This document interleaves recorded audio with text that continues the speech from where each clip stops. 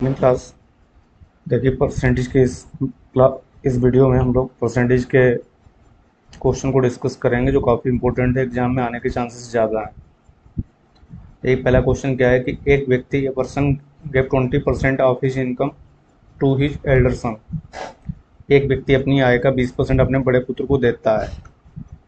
अब बताइए, एक कोई पर्सन है अपनी इनकम का 20% अपने बड़े पुत्र को दे देता है, तो बताओ उसके पास उस पर्सन के पास कितनी इनकम बचेगी, उस पर्सन के पास कितना रुपया बचेगा। तो उस पर्सन के पास उस इनकम का 20% दे देगा तो 80% बचेगा। तो जो भी इनकम होगी उसका 80% का मतलब क्या होता है, 4/5। 20% दे दिया, 20% का मतलब 20/100, 1/5 दे दिया तो बचा कितना, 80% बचा। 80% का मतलब 4/5 बचा। अब देखिए जरा, फिर कह रहा है बाकी बची हुई आय का 30% अपने छोटे पुत्र को देता है, 30% of the remaining to the younger son. अब बताइए उसके पास जो भी इनकम थी उसका 4/5 बचा था। अब इसमें से 30% किसको दे दिया, छोटे पुत्र को, तो बचा कितना, 70%। जो बची हुई आय थी उसका 70% बचा। 70% का मतलब 7/10 बचा। ठीक है, जो भी देखिए बड़े पुत्र को देने के बाद जो इनकम बची थी उसमें से 30% उसने छोटे पुत्र को दे दिया, तो बची हुई इनकम का 70% बचेगा उसके पास। और फिर वहाँ की बची हुई आएगा 10% एक ट्रस्ट को दान कर देता है। 10% एक ट्रस्ट को दान करेगा तो बचेगा कितना, 90%। 9/10 ट्रस्ट को दान करने के बाद में भाई जो भी इनकम बची थी उसका 10% ट्रस्ट को दान कर दिया तो बचेगा कितना, 90%। जो भी इनकम बची बराबर में कितना आ जाएगा, 10,080 आ जाएगा। तो इनकम कितनी आ जाएगी, 10,080 गुणे 500 बटे 10 गुणे 10, 100 गुणे 5, 500। 963 गुणे 4 कितना हो गया, 252 हो गया। अब 252 चक्कू 1008, 250 गुणे 4 1000, 2 चक्कू 8, 252 चक्कू 1008, 40 गुणे 500 कितना आ जाएगा, 20,000 आ जाएगा। कितना जाएगा, 20,000 आ जाएगा। तो बताइए अब उसकी आय, तो उसकी आय कितनी थी, 20,000 थी। उस व्यक्ति की इनकम कितनी, 20,000 थी। दोबारा फिर से समझ लीजिएगा।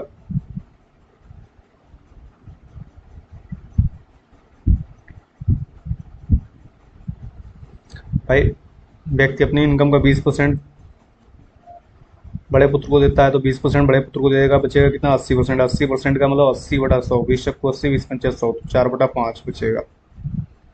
जो बचा है उसका 30% अपने छोटे पुत्र को दे देता है तो बचेगा कितना, 70%। 70% का मतलब 7/10। फिर बची हुई आय का 10% एक ट्रस्ट को दे देता है तो बचेगा कितना, बची हुई आय का 90%, 9/10। उसके पास अब कितना रुपया बचता है, 10,080।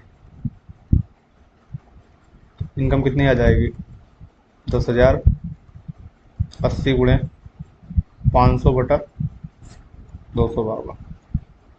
252 चक्कू 1008, 40 गुणे 500 कितना आ जाएगा, 20,000। उसकी इनकम क्या थी, 20,000 रुपये उसकी इनकम थी।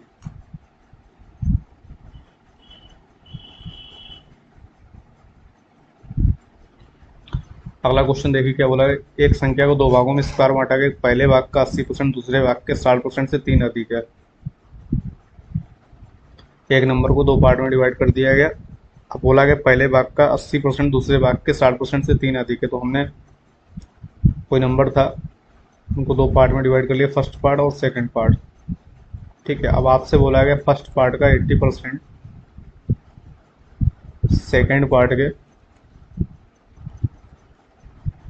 60% से 3 अधिक है। पहले भाग का 80% दूसरे भाग के 60% से कितना अधिक है, 3 अधिक है। फिर बोला गया दूसरे भाग का 80% सेकंड पार्ट का 80% पहले वाले पार्ट के 90% से 6 अधिक है। संख्या बताइए। अब संख्या का मतलब क्या हुआ, first part plus second part.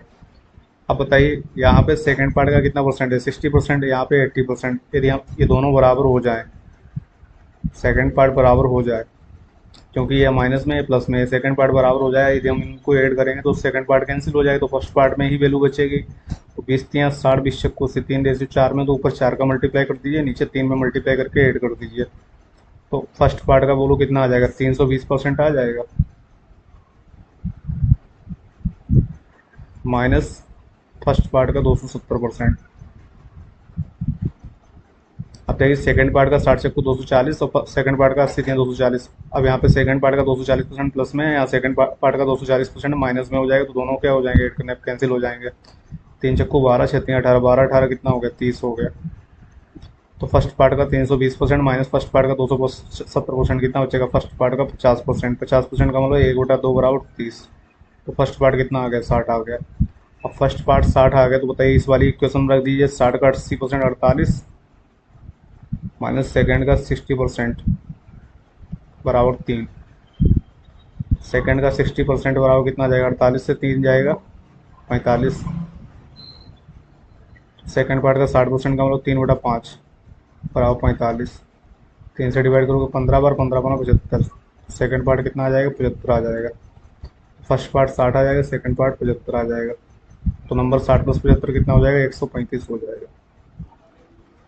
तो नंबर 60 प्लस 75 कितना हो जाएगा, 135। को संख्या बताइए, संख्या कितनी हो गई, 135। आशा करते हैं आप सभी को ये क्वेश्चन क्लियर हो गया होगा। पढ़ते हैं हम लोग अगले क्वेश्चन पे। किसी को नहीं क्लियर हुआ तो वो दोबारा रिपीट करके देख सकते हैं।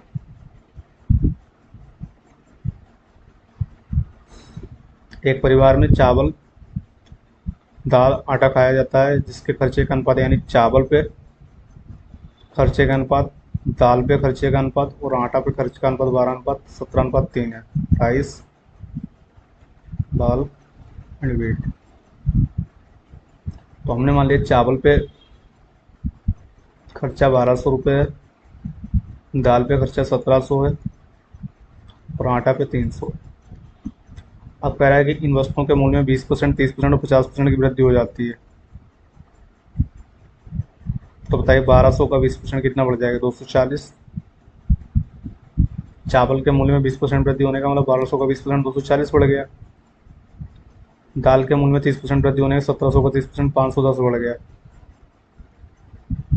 और आटा के मूल्य में 50% वृद्धि होने का मतलब क्या हुआ, आटा का मूल्य 150 रुपये बढ़ गया।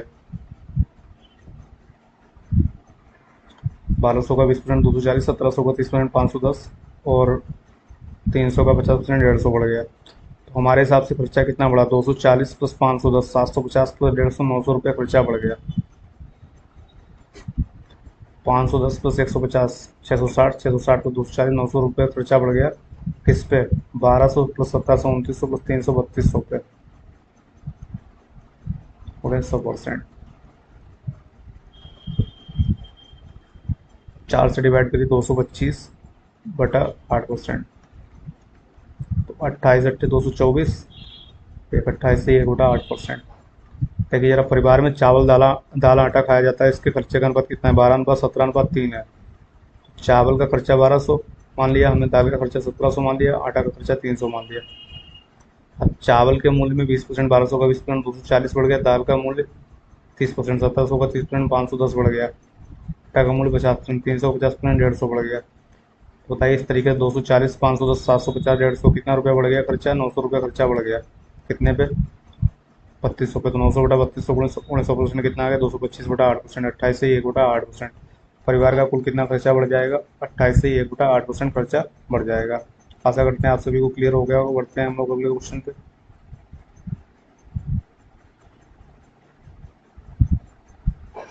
दो संख्याओं का अंतर 1660 है। ठीक है, अब आपसे बोला कि दो संख्याओं का अंतर कितना है, 1660 है। यदि एक संख्या का 6.5% दूसरी संख्या के 8.5% के बराबर है, तो फर्स्ट नंबर का 6.5%, सेकंड नंबर के कितने परसेंट के बराबर है, 8.5% के बराबर है। तो फर्स्ट नंबर 2 × 6 = 12, एक 13/2% बराबर सेकंड नंबर का 8 दूनी 16, एक 17/2% आपस में बराबर हो गए। परसेंटेज से परसेंटेज कैंसिल, 2 से 2 कैंसिल। फर्स्ट नंबर और सेकंड नंबर का रेशियो क्या आ जाएगा, 17:13 आ जाएगा। हमारे हिसाब से दोनों नंबर में कितने डिफरेंस है, 4 का क्वेश्चन में कितने डिफरेंस है, 1660 का। एक किसके बराबर, 415 के बराबर। एक किसके बराबर, 415 के बराबर। तो छोटी संख्या का रेशियो 13 है, तो 13 किसके बराबर, 13 आ जाएगा 13 × 415, 13 × 452, 13 × 15 195, 5395। तो छोटी संख्या क्या आ जाएगी, 5395। 95 दोबारा फिर से देखिए, फर्स्ट नंबर का 6.5%, सेकंड नंबर का 8.5% के बराबर है। तो 6.5 का मतलब 13/2, सेकंड नंबर का 8.5% मतलब 17/2, 2 से 2 कैंसिल, परसेंटेज से परसेंटेज कैंसिल, फर्स्ट नंबर और सेकंड नंबर का रेशियो 17/13 आ गया हमारे हिसाब से। दोनों नंबर में डिफरेंस कितने का, 4 का, क्वेश्चन में डिफरेंस कितने का, 1660 का। तो 1 किसके बराबर, 415 के बराबर। तो 13 किसके बराबर, 13 गुणे 415, 5395। तो छोटी संख्या क्या है, 5395। आशा करते हैं आप लोगों को क्वेश्चन क्लियर होगा। और बढ़ते हैं हम लोग अगले क्वेश्चन पे। देखिए जरा,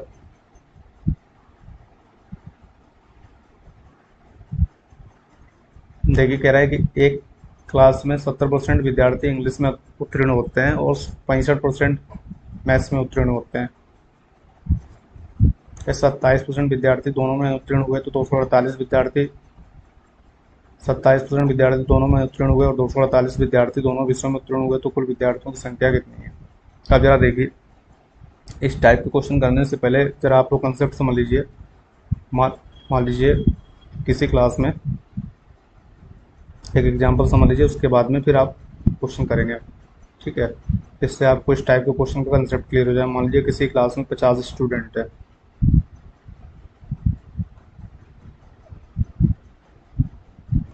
किसी क्लास में कितने स्टूडेंट, 50 स्टूडेंट हैं। अब इसमें से 50 स्टूडेंट में से 10 स्टूडेंट ऐसे हैं, और इन 50 स्टूडेंट ने मैथ्स और इंग्लिश का एग्ज़ाम दिया, ठीक है। और मैंने आपसे बोला कि 50 स्टूडेंट में 10 स्टूडेंट ऐसे हैं जो केवल मैथ्स में पास हुए। किसमें पास हुए, केवल मैथ्स में पास हुए। देखिए मैंने आपसे क्या बोला कि 50 स्टूडेंट में 10 स्टूडेंट ऐसे हैं जो केवल मैथ में पास हुए। तो जैसे मैंने आपसे बोला कि ये केवल मैथ में पास हुए, तो इसका मतलब क्या हुआ, यदि केवल मैथ में पास हुए तो इसका मतलब ये भी तो हो गया कि हम केवल मैथ में पास तभी हो सकते हैं जब ये इंग्लिश में फेल होंगे। तो जब हम बोलेंगे केवल मैथ में पास हैं, तो इसका मतलब क्या हुआ, जहाँ पे ओनली या केवल वर्ड जुड़ जाएगा, इसका मतलब ये सिर्फ मैथ में ही पास है, दूसरे सब्जेक्ट में क्या हो गए, वो फेल हो गए हैं। तो यहाँ पे 2 सब्जेक्ट हैं, तो इसका मतलब दूसरा सब्जेक्ट इंग्लिश में फेल होंगे होंगे। यदि तीसरा सब्जेक्ट होता तो इसका मतलब बाकी 2 सब्जेक्ट में फेल होते, केवल मैथ में पास होते। हमने 8 स्टूडेंट ऐसे ले लिए जो केवल इंग्लिश में पास हैं, केवल इंग्लिश में पास हैं। अब बताइए, जैसे मैंने आपसे बोला कि 8 स्टूडेंट ऐसे हैं जो केवल इंग्लिश में पास हैं, तुरंत आपके दिमाग में क्या आ गया कि ये 8 स्टूडेंट ऐसे हैं जो सिर्फ इंग्लिश में ही पास हैं, बाकी सब्जेक्ट में क्या है, फेल है। तो बाकी सब्जेक्ट क्या होगा, इंग्लिश के अलावा मैथ है, इसका मतलब ये केवल मैथ में फेल है। तो जो कैंडिडेट केवल मैथ में पास है वो केवल इंग्लिश में फेल है। 2 सब्जेक्ट हैं, मैथ और इंग्लिश का ही मतलब, मैथ और इंग्लिश 2 ही सब्जेक्ट हैं, तो इसका मतलब जो कैंडिडेट केवल एक सब्जेक्ट में पास होगा वो केवल एक सब्जेक्ट में फेल भी होगा। फिर हमने ले लिए 15 स्टूडेंट ऐसे ले लिए जो मैथ्स और इंग्लिश दोनों में पास हैं। अब 10, 8, 18, 15, 33 बच्चे कितने, 17 स्टूडेंट ऐसे ले लिए जो दोनों सब्जेक्ट में फेल है। अब बताइए, यदि आपसे ये पूछा जाए ऐसे कितने स्टूडेंट हैं जो केवल मैथ में पास हैं, तो आप कहेंगे केवल मैथ में पास होने वाले 10 हैं। क्यों, क्योंकि ये 10 स्टूडेंट केवल मैथ में पास हैं और कायम फेल हैं, केवल इंग्लिश में फेल है। लेकिन यदि आपसे पूछा जाए टोटल मैथ में कितने पास हैं, तो आप 10 स्टूडेंट जो केवल मैथ में पास हैं ये भी मैथ में पास हैं, और 15 स्टूडेंट जो मैथ के साथ साथ इंग्लिश में पास हैं वो भी तो मैथ में पास हैं। टोटल मैथ में पास होने वाले 10-15 कितने हो जाएंगे, 25 हो जाएंगे। तो जब आपसे सिर्फ ये बोला जाएगा मैथ्स में पास, तो इसका मतलब क्या है कि इसमें वो भी, देखिए 2 बातें बोली जाएंगी, एक मैथ में पास और एक केवल मैथ में पास। तो दोनों बातों में अंदर हो गया ना, मैथ में पास होने वाले 10, 15, 25 हो गए, और केवल मैथ में पास वाले कितने हुए, 10 हुए। इस एग्जाम्पल के हिसाब से मैथ में पास होने वाले कितने हो गए, 10 और 15। और 10 स्टूडेंट जो केवल मैथ में पास हैं वो भी तो मैथ में पास हैं, और 15 वो हैं जो मैथ के साथ साथ इंग्लिश में पास हैं। तो टोटल कितने कैंडिडेट हो गए मैथ्स में पास होने वाले, 25। लेकिन यदि आपसे केवल मैथ में पूछा जाएगा तो 10। तो कहने का मतलब यदि आपको दिया गया कि मैथ में पास होने वाले, तो इसका मतलब उसमें केवल मैथ वाले भी होंगे और ऐसे स्टूडेंट भी होंगे जो मैथ्स के साथ साथ अदर सब्जेक्ट में भी पास हुए होंगे। सेम बताइए, यदि आपको बोल दिया जाए इंग्लिश में पास होने वाले, इंग्लिश में पास होने वाले और केवल इंग्लिश में पास होने वाले, तो इस एग्जाम्पल के बेस पे आप बताइए केवल इंग्लिश में कितने पास हुए। तो केवल इंग्लिश में 8 पास हुए, लेकिन इंग्लिश में टोटल कितने पास हुए, 8, 15, 23 पास हुए। इंग्लिश में टोटल कितने पास हुए, 23 पास हुए। तो इसका मतलब ये हुआ कि इंग्लिश में टोटल 23 पास हुए, केवल इंग्लिश में कितने पास हुए, 8 हुए। तो इसका मतलब ये हुआ कि दोनों बातों में अंतर है। यदि टोटल इंग्लिश, यदि इंग्लिश में बोला जाए तो इसका मतलब टोटल इंग्लिश में पास होने वाले, यानी केवल इंग्लिश में पास होने वाले प्लस ऐसे जो इंग्लिश के साथ साथ अदर सब्जेक्ट में भी पास हुए होंगे। ठीक है। अब जो स्टूडेंट केवल मैथ में पास होता है, जो केवल एक सब्जेक्ट में पास होता है, वही एक या दो सब्जेक्ट हैं तो वही एक सब्जेक्ट में फेल भी होता है, और जो स्टूडेंट एक सब्जेक्ट में फेल होता है वही एक सब्जेक्ट में पास भी होता है। अब यहाँ पे देखिए, आशा करते हैं आप लोगों को एग्जाम्पल समझ गया होगा। अब देखिए हम यहाँ पे ये जो 23 स्टूडेंट इंग्लिश में पास हैं और 15 स्टूडेंट मैथ में पास हैं, तो आपने देखा 15 को 25 स्टूडेंट मैथ्स में पास हैं और 23 स्टूडेंट इंग्लिश में पास हैं। तो मैथ्स में पास होने वाले टोटल और इंग्लिश में पास होने वाले टोटल दिए गए हैं। तो आपको पता है ये 15 स्टूडेंट इसमें भी इंक्लूड हैं और इसमें भी इंक्लूड हैं। अब इस बात को हम लोग वेन डायग्राम से समझेंगे और क्वेश्चन को सोल्व करेंगे। जरा समझिए, आशा करते हैं आपको ये एग्जाम्पल समझ में आ गया होगा क्वेश्चन क्या कहना चाह रहा। देखिए जरा, एक क्लास में 70% विद्यार्थी इंग्लिश में पास हुए और 65% मैथ्स में पास हुए। तो यहाँ पे केवल शब्द जुड़ा नहीं है, तो इसका मतलब 17% टोटल इंग्लिश में पास हुए। टोटल इंग्लिश में पास होने वाले कितने हैं, 70%। अब बताइए टोटल 70% इंग्लिश में पास हुए और 65% मैथ्स में पास हुए, तो केवल वर्ड जुड़ा नहीं, तो इसका मतलब ओनली वर्ड नहीं जुड़ा, तो ये 65% टोटल पास होने वाले हैं। और आपको पता है कि जब 70% ये टोटल इंग्लिश में पास हुए हैं तो इसमें केवल इंग्लिश वाले भी होंगे और कुछ ऐसे भी होंगे जो इंग्लिश के साथ साथ मैथ वाले भी होंगे। सेम 65% मैथ्स में जो पास हुए इसमें केवल मैथ्स में पास होने वाले भी होंगे, कुछ ऐसे होंगे जो मैथ्स के साथ साथ इंग्लिश में पास हुए होंगे। तो कहने का मतलब मैथ्स और इंग्लिश वाले इन दोनों में क्या होंगे, कॉमन होंगे। अब 27% विद्यार्थी दोनों में फेल हो गए। देखिए जरा, यहाँ पे पास होने का डाटा दिया गया, यहाँ पे फेल होने का डाटा दिया गया। तो हम लोग क्या करेंगे, सारा डाटा एक ही उसमें, या फिर तो पास सब सारा डाटा पास होने वाला हो जाए या सारा डाटा फेल होने वाला हो जाए। तो हम लोग क्या करेंगे, देखिए मैथ्स में टोटल कितने पास हुए, 70%। तो मैथ्स में टोटल कितने फेल हुए, 30%। इंग्लिश में टोटल कितने पास हुए, 70%। तो इंग्लिश में टोटल कितने फेल हुए, 30%। और मैथ्स में टोटल कितने पास हुए, 65%। तो मैथ्स में टोटल कितने फेल हुए, 35%। मैथ्स में टोटल 65% पास हुए, तो मैथ्स में टोटल फेल कितने हुए, 35%। और 27% क्या हुए, दोनों सब्जेक्ट में फेल हुए। अब जरा समझिए, हम फेल होने वालों का डायग्राम बना रहे हैं। 27% दोनों में फेल हो गए, तो ये तो 27% दोनों में कॉमन हो गया। अब मैथ में टोटल कितने फेल हैं, बोलो इंग्लिश में टोटल कितने फेल हैं। तो इंग्लिश में 30% फेल हैं, तो 27% दोनों में फेल हो गए, तो 27% पहले से इंक्लूड है। तो केवल इंग्लिश में फेल होने वाले कितने बचे, 3%। केवल इंग्लिश में फेल होने वाले कितने बने, बचे 3%। अब बताइए यहाँ पे मैथ्स में टोटल कितने फेल हुए। तो मैथ्स में टोटल 65% पास थे, तो फेल कितने हुए, 35%। तो 27% यहाँ पे पहले से फेल होने वाले, दोनों में फेल होने वाले कॉमन हो गए, तो बचा कितना, 8%। अब बताइए 27 8 35 3 38% वो स्टूडेंट हैं जो, या फिर तो देखिए ये किसका हमने डायग्राम बनाया फेल होने वालों को। तो 3% केवल इंग्लिश में पास फेल हैं और 8% केवल मैथ्स में फेल हैं और 27% दोनों सब्जेक्ट में फेल हैं। तो 3% ये एक सब्जेक्ट में इंग्लिश में फेल हुआ, 8% ये केवल मैथ में फेल हुआ। तो केवल एक सब्जेक्ट में फेल होने वाले भी हैं और दोनों सब्जेक्ट में फेल होने वाले भी हैं। तो 38% वो स्टूडेंट हैं जो या तो एक सब्जेक्ट में फेल हैं या दोनों सब्जेक्ट में फेल हैं। तो बच्चा कितना, 62%। 62% वो स्टूडेंट हुए जो दोनों सब्जेक्ट में पास होंगे, जिनकी संख्या कितनी है, 248। भाई 27% दोनों सब्जेक्ट में फेल हैं, 3% केवल इंग्लिश में फेल हैं और 8% केवल मैथ में फेल हैं। और जो केवल इंग्लिश में फेल है वो कायम पास होगा, केवल मैथ में पास होगा। और जो केवल मैथ में पास है वो केवल इंग्लिश में, जो केवल मैथ में फेल है वो केवल इंग्लिश में पास होगा। तो यहाँ पे वो कैंडिडेट है जो या तो एक सब्जेक्ट में फेल हैं या एक सब्जेक्ट में पास हैं या दोनों सब्जेक्ट में फेल हैं। तो 38% वो स्टूडेंट हो जो या तो एक सब्जेक्ट में फेल हैं, और जो इससे ही मैंने आपसे बोला एक सब्जेक्ट में फेल हैं, तो इसका मतलब वो एक सब्जेक्ट में पास होंगे और या दोनों सब्जेक्ट में फेल हैं। तो बाकी 62% वो स्टूडेंट हुए जो दोनों सब्जेक्ट में पास हुए। तो दोनों सब्जेक्ट में पास होने वाले विद्यार्थियों की संख्या 248। तो 62% 248 और तो 1% 4 के बराबर, 100% 400 के बराबर। तो कुल विद्यार्थियों की संख्या कितनी है, 400। आशा करते हैं आप लोगों को क्वेश्चन क्लियर हो गया होगा। पढ़ते हैं अगले क्वेश्चन। यही क्या बोला, ये क्लास में 80% विद्यार्थी मैथ्स में पास हुए। अब 80% मैथ्स में जैसे ही आपसे वो बोला गया, तो यहाँ केवल वर्ड नहीं जुड़ा है, तो इसका मतलब क्या है कि 20% के मैथ्स में पास होने वाले टोटल हैं। तो 80% टोटल मैथ्स में पास हुए, तो मैथ्स में फेल होने वाले कितने हुए, 20%। इंग्लिश में टोटल कितने पास हुए, इंग्लिश में टोटल 70% पास हुए, तो इंग्लिश में फेल होने वाले कितने बचे, 30%। 10% दोनों विषयों में फेल हुए,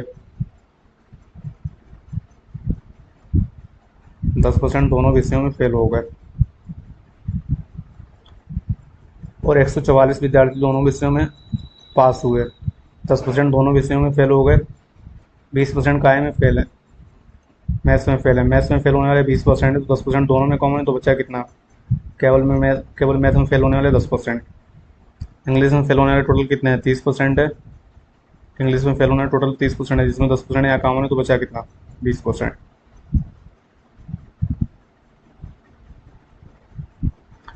20% टोटल मैथ्स में फेल हुए, तो इसका मतलब, और 10% मैथ्स दोनों सब्जेक्ट में फेल हैं, तो 10% दोनों सब्जेक्ट में फेल होने वाले कॉमन हो गए, तो केवल मैथ्स में फेल होने वाले 10% बच्चे। इंग्लिश में 70% पास हैं, तो इंग्लिश में फेल कितने हैं? 30%। यहाँ 10% दोनों में कॉमन है, तो बचा कितना? 20%। 20, 10, 30, 10, 40% वो कैंडिडेट हैं तो या तो एक सब्जेक्ट में फेल हैं या दोनों सब्जेक्ट में फेल हैं। बच्चा कितना? 60% वो स्टूडेंट हुए जो दोनों सब्जेक्ट में पास हुए, तो 60% बराबर 240, वो 144। 60% किसके बराबर? 144 के बराबर। भाई दोनों सब्जेक्ट में कितने पास हैं? 144। 1%, 144/60, तो 100%, 144/60 गुणे 100। 20×3=60, 20×5=100। 120×3=60, 20×5=100। 3 से डिवाइड करोगे 48 पर, 48×5=240। कुल विद्यार्थियों की संख्या कितनी है? 240। दोबारा फिर से क्लियर समझ लीजिएगा।